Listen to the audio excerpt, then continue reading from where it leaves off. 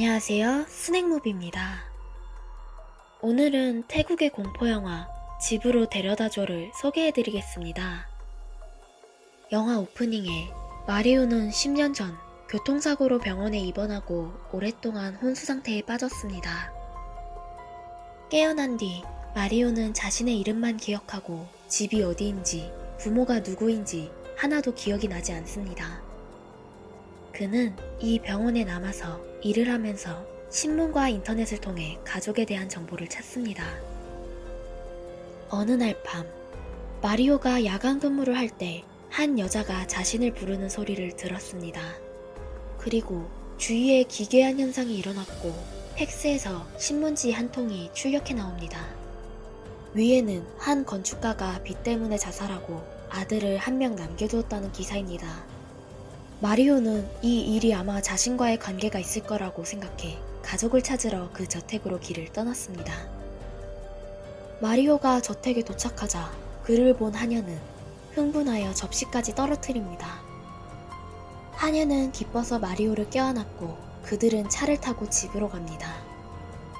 마리오는 집에서 자신의 누나와 매형을 만납니다.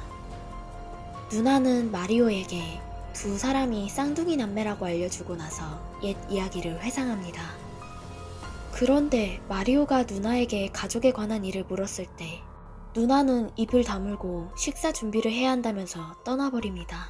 이때 매형은 달갑지 않게 마리오를 보면서 누나가 이 집을 특히 좋아한다고 합니다. 매형은 누나가 남동생이 있다는 것을 전혀 몰랐고 마리오가 여기에 찾아온 다른 목적이 있다면 자기가 가만두지 않을 거라고 경고합니다. 마리오는 이 말을 듣고 마음이 매우 언짢았고 베란다에 가서 기분을 좀 풀려고 하는데 식사 준비를 한다던 누나가 수영장에서 수영을 하고 있었죠. 마리오는 하녀에게 다시 자신의 집과 가족에 대해 물어보는데 누나에 대해 물었을 때 갑자기 뒤에 접시가 깨집니다. 하녀는 놀라서 바로 떠납니다. 밤에 마리오와 남자아이가 거울놀이를 할 때 남자아이가 갑자기 귀신 얼굴로 변했습니다. 그리고 마리오가 샤워할 때 자신의 가슴에 난 흉터에서 피가 나기 시작했죠. 기괴한 일이 일어나고 이 집에서 뭔가 이상한 느낌이 들었습니다. 마리오와 누나 가족은 같이 저녁을 먹습니다. 누나의 가족의 행복한 모습을 보며 마리오도 마음속으로 기뻤습니다. 하지만 분위기가 깨지고 누나는 두 아이가 채소를 먹지 않아서 심하게 훈계하기 시작했죠. 저녁 식사 후 마리오는 또 여자가 자신의 이름을 부르는 것을 들었습니다. 이번엔 울음소리가 들리는데 마리오는 오싹한 느낌이 들었습니다. 이때 하녀가 갑자기 나타나 마리오에게 잠자기 전에 경을 외우면 자신을 진정시킬 수 있다고 합니다. 그리고 잠이 든 후엔 일찍 일어나지 말라고, 일찍 일어나면 누나는 기분이 나쁠 것이라고 합니다. 마리오는 이상했지만 알았다고 합니다. 마리오는 몽유하는 어린 남자아이를 보고 그를 업고 자러 갑니다. 그런데 한밤중에 마리오가 깨어나니 그 남자아이가 또 몽유를 하고 있는 것을 발견합니다.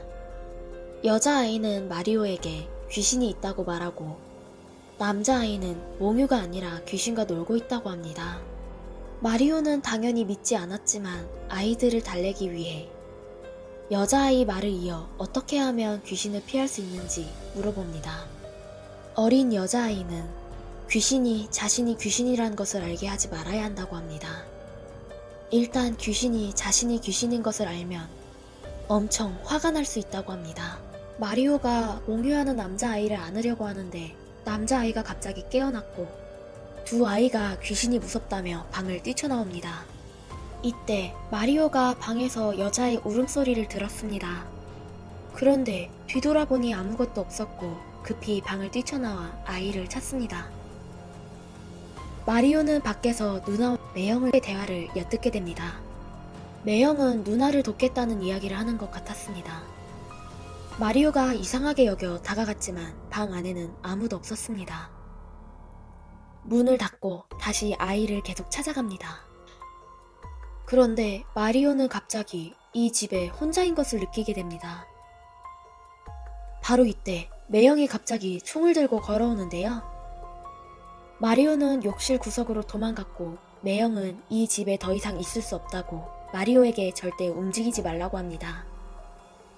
놀란 마리오는 기회를 보고 도망치는데 갑자기 저택 정원 문 앞에 도착합니다. 그러나 마리오는 탈출하지 못했고 저택에 처음 도착했을 때 장면으로 돌아갔습니다. 저택에서 빠져나가지 못하게 계속 타임루프가 시작된 것 같았습니다. 마리오는 용기를 내 집으로 돌아가서 집안의 귀신과 만나기로 합니다. 집에 돌아와 보니 여인의 우는 소리가 다시 들렸습니다. 그리고 정원에서 본 목을 매는 여인이 갑자기 집에 나타났습니다. 놀란 마리오는 도망가려고 하는데 이때 벽에 있던 그림이 갑자기 떨어지고 구멍 하나가 드러납니다. 마리오가 구멍을 따라 기어 들어가는데 어린 시절의 물건을 발견합니다. 마리오는 한 영상을 보고서야 저택의 최초 여주인이 내린 저주를 알게 됩니다. 사랑에 대해 안정감이 부족했던 여주인은 남편과 아이가 영원히 같이 있기 위해 가족을 죽이고 자살했습니다. 그리고 죽기 전 집을 소유한 사람에게 저주를 내리고 귀신이 되었죠. 불행히도 마리오의 아버지가 저주받은 집을 샀던 것입니다. 마리오는 자신의 어릴 적 사진첩을 보고서야 비로소 기억이 나는데요. 원래 누나는 매우 못생겼고 이상한 마스크를 써야 했습니다. 마리오는 집주인의 그림을 보고 누나가 예뻐지게 해달라고 소원을 빌었습니다. 여귀신은 마리오의 소원을 들어주는 조건으로 그의 가슴에 상처 자국을 남겨 계약을 했습니다.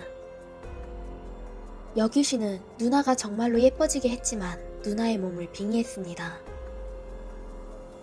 마리오는 목을 매 숨진 누나와 아버지에게 갇혀 다락방에서 자살한 어머니, 그리고 자살한 아버지를 보게 됩니다. 가족의 죽음을 납득할 수 없는 마리오는 이 집을 탈출하려고 하지만 집을 나서자마자 차에 부딪혀 기억을 잃어버렸습니다. 마리오는 벽 뒤에서 여귀신을 찾았고 여귀신에게 누나의 몸을 돌려달라고 합니다. 뜻밖에도 귀신도 마리오의 성의에 감동을 받았고 마리오에게 누나를 돌려줍니다. 부천 국제 판타스틱 영화제의 작품이고 전형적인 태국 공포 영화 패턴이지만 나름 감동이 있다고 생각합니다. 만약 시청자 여러분이 귀신한테 부탁을 하나 할 수 있다면 어떤 부탁을 할 것인지 댓글로 남겨주세요. 감사합니다. 스낵무비였습니다. 재미있게 시청하셨다면 구독, 좋아요, 공유 부탁드립니다. 감사합니다.